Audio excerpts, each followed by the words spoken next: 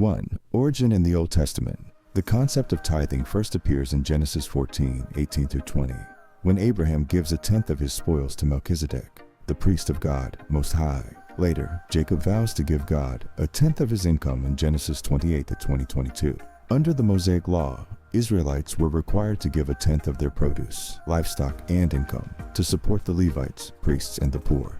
2. Purpose. The primary purpose of tithing was to support the Levitical priesthood, as they had no land inheritance among the tribes. Numbers 18:21. Additionally, tithes supported social welfare, helping the poor, foreigners, orphans, and widows. Deuteronomy 14:28-29. 3. Promises and warnings. Malachi 3:8-10 encourages tithing, with God promising blessings for those who give faithfully, and warning of loss for those who withhold it. This passage emphasizes that God sees tithing as a form of worship and obedience.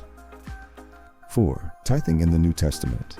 The New Testament does not explicitly command Christians to tithe. Jesus mentions tithing when speaking to the Pharisees, commending their practice, but also stressing the importance of justice, mercy, and faithfulness. Matthew 23:23. 5. The principle of generosity.